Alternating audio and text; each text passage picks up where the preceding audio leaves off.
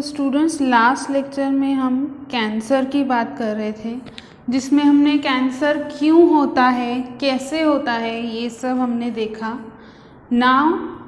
और हमने ये भी देखा कि कैंसर डायग्नोस कैसे होता है।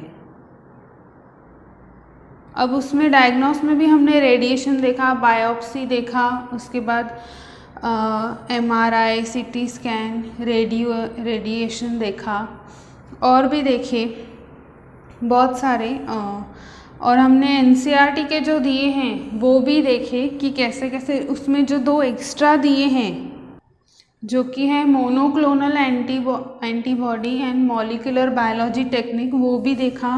FANC भी देखा, पैप्समियर भी देखा। ये सब बहुत बहुत बहुत इम्पोर्टेंट है, हमेशा याद रखना है।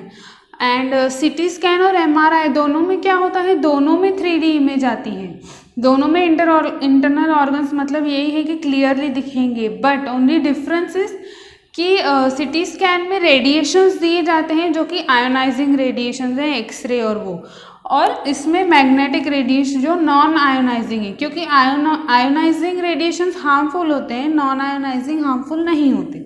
सो ये डिफरेंस है। टीवी में भी देखते होंगे, इतनी बड़ी सी मशीन होती है, उसके अंदर ऐसे पेशेंट जाता है, तो वो MRI होता है। सो ये सब डायग्नोसिस हमने देखे थे। लास्ट उसका ट्रीटमेंट और प्रिवेंशन देखना था हमें। सो हम ट्रीटमेंट स्टार्ट करेंगे। 3 ट्रीटमेंट्स आती हैं इसमें। एक होता है सर्जरी, एक होता है रेडिएशन थेरेपी और एक होता है कीमोथेरेपी। नॉर्मली कीमोथेरेपी तो बहुत लोगों ने सुना होगा। 3 ये होते हैं, surgery, radiation therapy and chemotherapy. Generally in तीनों का कॉम्बिनेशन किया जाता है, कॉम्बिनेशन दिया जाता है, पेशेंट्स पे कॉम्बिनेशन अप्लाई किया जाता है।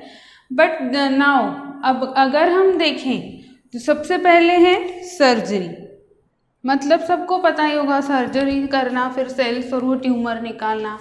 देन होता है रेडिएशन थेरेपी। रेडिएशन थेरेपी में क्या होता है, रेडिएशंस दिए जाते हैं, बट उन्हीं सेल्स को इतने प्रॉपरली, ओनली ट्यूमर को रेडिएशन दिए जाते हैं ताकि वो आसपास के सेल्स को कोई डैमेज ना पहुंचा सके। इतनी ध्यान से उसमें रेडिएशन दिए जाते हैं in radiation therapy. Tumour cells are irradiated taking proper care of normal tissue surrounding the tumour. इसमें केयर ली जाती है बहुत। और अब इसमें क्या होता है, कैंसर सेल्स जो हैं उनको हम इजीली डैमेज करते हैं देन नॉर्मल सेल्स। क्यों? क्योंकि इनमें डिवीजन बहुत रैपिड हो रहा है, बहुत फास्ट रैपिडली ग्रो हो रहा है, तो रेडिएशन हम उनको इजीली दे सकते हैं क्योंकि they are undergoing division rapidly. ये एक चीज़ इसमें होती है। तो इसमें क्या होता है, ट्यूमर सेल्स को ही डैमेज किया जाता है। ध्यान रखें कि आसपास के सेल्स डैमेज ना हो, रेडिएशंस दिए जाते हैं। ये है radiation therapy. Tumour cells are irradiated taking proper care of normal tissue surrounding tumour. Cancer cells are more easily damaged by radiation than normal because they are rapidly undergoing division.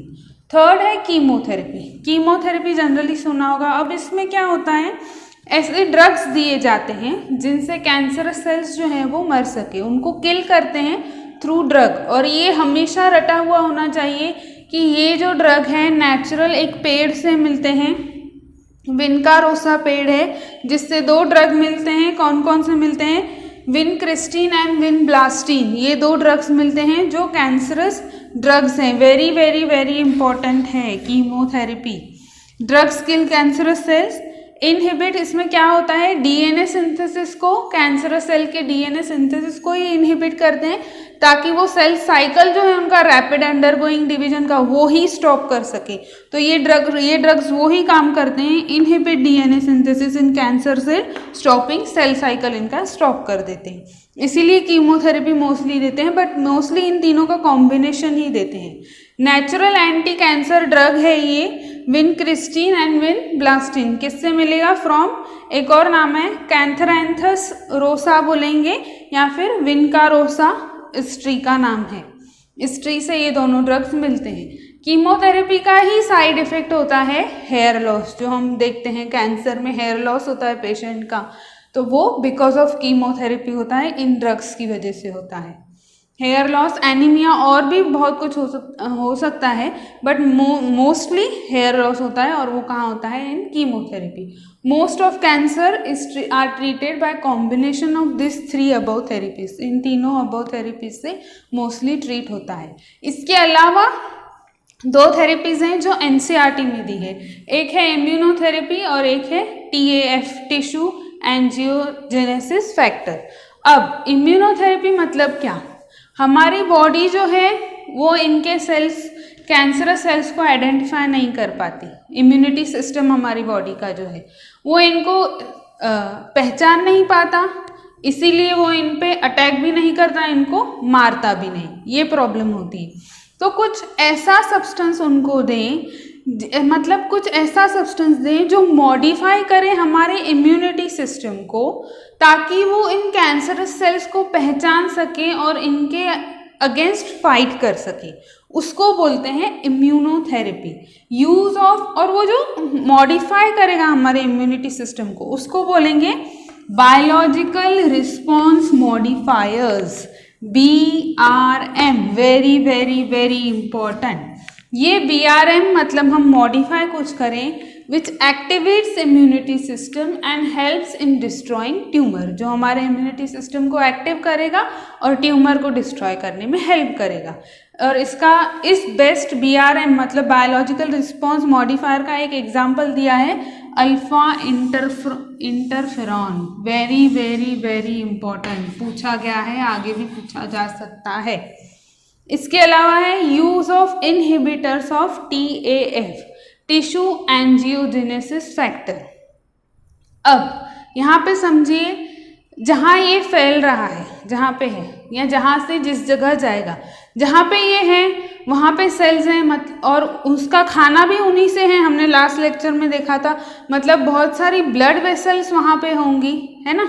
तो blood vessel मतलब angio, blood vessels मतलब angio, blood vessels का बनना मतलब angiogenesis, उसको बोलेंगे angiogenesis. Okay, तो अब ये जहाँ जाएगा दूसरी जगह, वहाँ उसका खाना वही होगा, ब्लड वेसल्स और बहुत सारे जो भी सेल्स पे जिन पे अटैक कर रहा है। तो इसमें क्या दिया गया है कि इनका ऐसा इनहिबिट क्या करना है, जहाँ वो जाएगा फैल रहा है, उनके ब्लड वेसल्स का बनना ही स्टॉप करना है। ब्लड वेसल्स फॉर्मेशन मतलब एंजियोजेनेसिस है, वो होना ही स्टॉप करना है। उनका खाना का बनना स्टॉप हो जाएगा तो वो ऑटोमेटिकली मर जाएंगे, खाना खत्म तो वो भी खत्म। ऐसे है use of inhibitors of TAF, tissue angiogenesis factor, मतलब ब्लड वेसल बनाने वाले फैक्टर्स को इनहिबिट करना है ताकि वो मर सके। ये हैं सारे ट्रीटमेंट्स, ये दोनों NCERT में दिए हैं। Immunotherapy also and use of inhibitors, ये तो है ही। So this is treatment. Last अब इसका हम प्रिवेंशन देखेंगे, देन हम आगे बात करेंगे। First you note this down now. So precautions तो भी यही बोलेंगे कि स्मोकिंग ना करें, ड्रग्स ना लें, और जो भी है अबाउट कैंसर वो तो हमारे ऊपर है। आगे हम इसके बाद जो बात करेंगे वो है इम्यूनिटी की बात करेंगे। इम्यूनिटी क्या है? अब वो ही हमने देखा कि इम्यूनिटी सिस्टम हमारा अगर पहचान सके तो वो किल कर सकता है उनको, क्योंकि वो पहचान नहीं पाता तो वो रिएक्ट नहीं करता। अब इम्यूनिटी सिस्टम, इम्यूनिटी क्या है? इम्यूनिटी वो है जो हमारे बॉडी में फाइट करती है against any infection, any disease, any virus, any bacteria, जिसको क्या बोलते हैं, रोग इन मराठी उसको बोलते हैं, ऐसा कुछ तो बोलते, समथिंग लाइक रोग प्रतिरोधक क्षमता। रोग प्रतिरोधक क्षमता मतलब ही इम्यूनिटी है, NCERT में दिया है। It is all over ability of host to fight disease causing organism conferred by immune system, immune system से।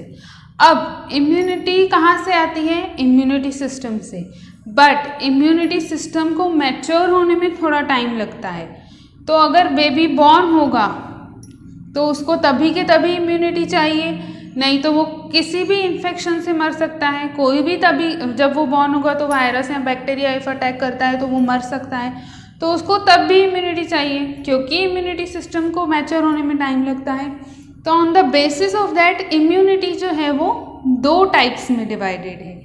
एक होती है इन्नेट इम्यूनिटी, मतलब जो इम्यूनिटी जन्मजात से होती है, जब बॉर्न होते हैं तब से होती हैं, जिसको हम इनहेरिटेड भी बोल सकते हैं या जेनेटिक भी बोल सकते हैं, इनबॉर्न बोल सकते हैं, नेचुरल बोल सकते हैं, फैमिलियल बोल सकते हैं, नॉन स्पेसिफिक क्यों भी बताती हूँ। सो इम्यूनिटी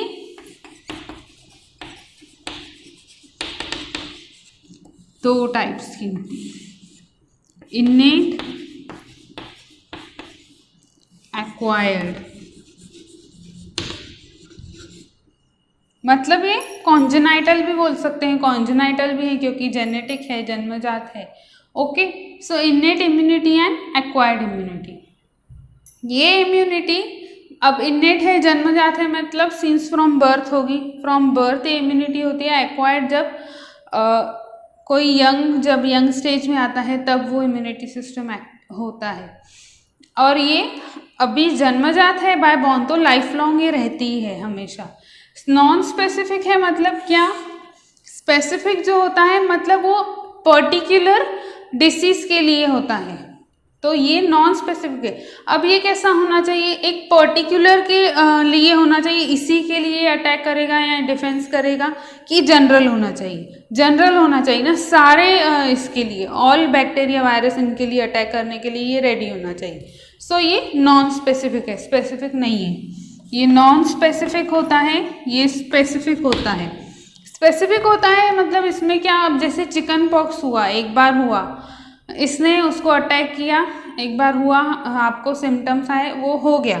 अब ऐसा नहीं है कि इसके बाद चिकन पॉक्स के वायरस आते ही नहीं है, अटैक ही नहीं करेंगे चिकन पॉक्स के बैक्टीरिया आप पे, करते हैं, बट क्योंकि ये उनको पहचानते हैं बिफोर सिम्टम्स, ये उनको किल कर देते हैं, तो पर्टिकुलर के लिए काम करते हैं वो।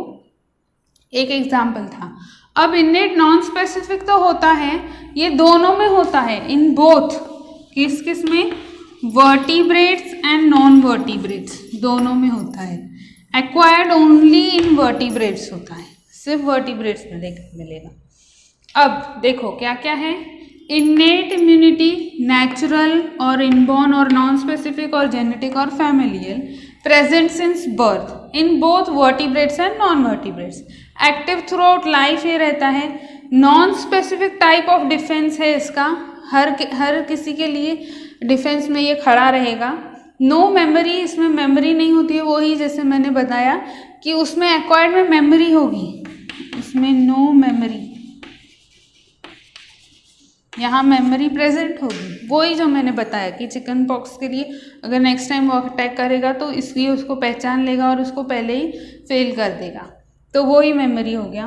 अब इसमें क्या होता है, forms first and second line of defence. ये क्या होता है अभी हम डिटेल में देखेंगे। 4 बैरियर्स होते हैं इसमें and complement system, 4 barriers, complement system, first and second line. ये क्या होता है अभी हम देखेंगे। First you note this down. अब लेट्स सी, अगर कोई भी बैक्टीरिया या वायरस अफेक्ट करता है या करेगा तो वो पहले सबसे पहले कैसे जाएगा, अंदर कैसे जाएगा हमारी बॉडी के। या तो एक रास्ता है स्किन के थ्रू जाएगा, या दूसरा है म्यूकस, हमारे नॉस्ट्रल्स के थ्रू, जहाँ भी म्यूकस प्रेजेंट है उसके थ्रू, या तो म्यूकस के थ्रू जाएगा, या तो जाएगा स्किन के थ्रू। म्यूकस के थ्रू जाएगा मतलब जहाँ जहाँ म्यूकस होगा, रेस्पिरेटरी हो गया, गैस्ट्रोइंटेस्टिनल हो गया, यूरोजेनाइटल ट्रैक हो गया, ऐसे जगहों से जाएगा। तो ये स्किन और म्यूकस, ये 2 हो गए, स्किन एंड म्यूकस।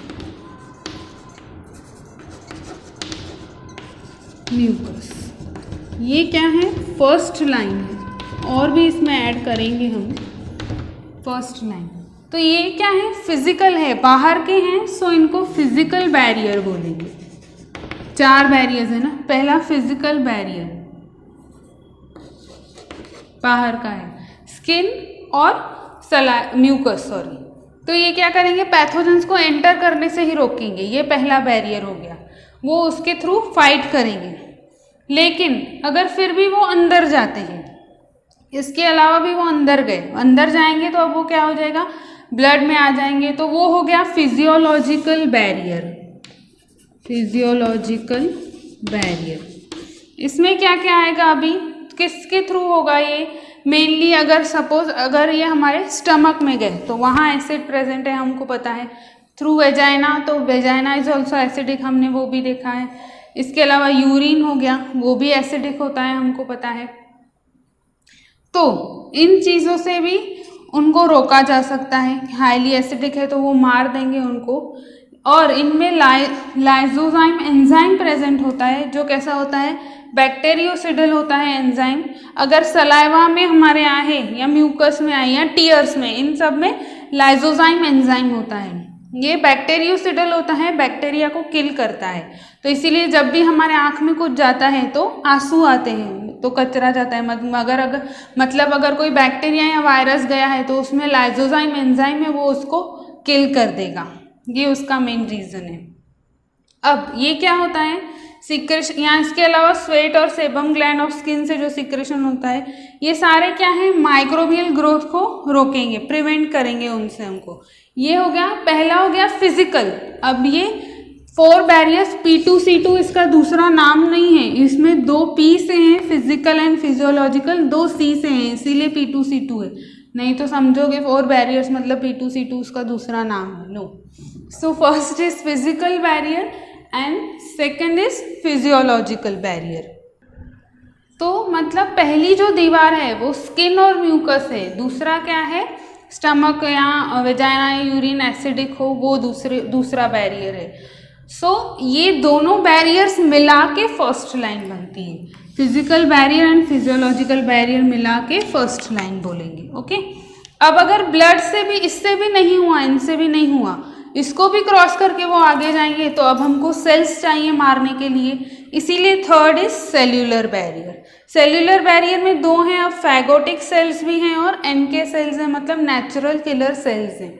अब फैगोटिक सेल सबको पता है, मतलब सेल जो खा जाते हैं। कैसे खाएंगे, सपोज मान लो ये माइक्रोफेज है, ठीक है, ये बैक्टीरिया है, इसने अपना सूडोपोडिया बनाया, बैक्टीरिया को अंदर लिया, वो ही सेम लाइसोजाइम एंजाइम प्रेजेंट है, जो उसको क्या करेगा, लाइसोजाइम एंजाइम उसमें प्रेजेंट है, क्या करेगा, उसको मार देगा, नहीं, उसको खा जाएगा, डाइजेस्ट कर जाएगा। फैगोटिक मतलब ही खा जाना ना, सो वो उसको अंदर ले लेगा अपने, फिर उसको खा जाएगा।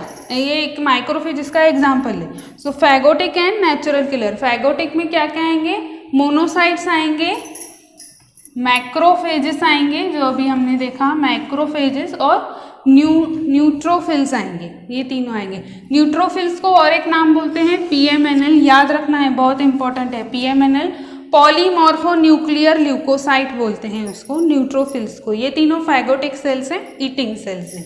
इसमें क्या होता है, फैगोसाइटोसिस मतलब क्या, either an infective agent gets attract to membrane of phagocyte को वो अट्रैक्ट करते हैं, इसको अट्रैक्ट करेगा, वो उसको अंदर लेगा, इंजेक्शन होगा, इंट्रासेल्युलर किलिंग होगी ऑफ पैथोजन किससे, लाइसोसोमल एंजाइम इसमें प्रेजेंट है, वो उसको खा लेगा, तो उसका वो डाइजेशन हो जाएगा वहाँ पर।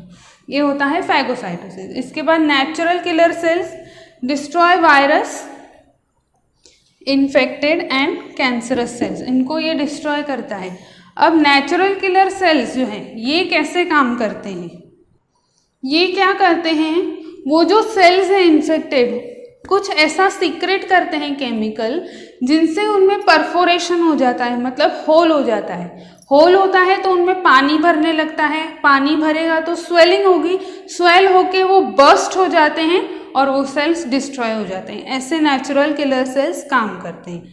Destroy virus and infected cancerous cells को डिस्ट्रॉय करता है, कैसे, by secret perforins, create perforin and in target cell, water enters, swelling, bursting of diseased cells, वो बर्स्ट हो जाते हैं, ऐसे ही काम करता है। अगर ये भी नहीं हुआ, यहाँ तक भी नहीं हुआ, तो एक चौथा बैरियर होता है, ये तो थर्ड बैरियर था। So fourth barrier is cytokine barrier. इसमें क्या होता है, अब सेल जो है अब एक सेल है, कोई नॉर्मल सेल है, सपोज ये नॉर्मल सेल है, अब उसमें इन्फेक्शन आया, उसको पता चला, मतलब खुद इन्फेक्टेड है तो अब उसको पता है उसको बचा नहीं सकते, वो मरने वाला है, पर वो क्या करेगा, दूसरे जो सेल्स हैं उनको इन्फॉर्मेशन देगा ताकि वो अलर्ट हो जाएं, उसके खिलाफ केमिकल्स रिलीज करें और वो बच जाएं, वो जो वायरस है जो भी है वो मर जाए। मतलब ये इन्फॉर्मेशन देने का काम करते हैं, उसको बोलते हैं साइटोकाइन सेल्स, साइटोकाइन बैरियर। ये ऐसे ये इन्फेक्टेड सेल है, अभी ये रिलीज करेगा केमिकल, इसको बोलते हैं इंटरफेरॉन्स। अगेन याद रखना है, इंटरफेरॉन्स ये क्या करेंगे, अब ये रिलीज करेंगे केमिकल, जिससे इसका बगल वाला सेल है इसको पता चलेगा कि हाँ इसमें कुछ ना कुछ इन्फेक्शन है और अब हमको बचाव करना है, ऐसे ये काम करेगा। सो दिस इज फोर्थ बैरियर। ये है 4 barriers, physical barrier, physiological barrier, cellular barrier and cytokine barrier, P2 and C2। You note this down, आगे हम नेक्स्ट लेक्चर में कंटिन्यू करेंगे।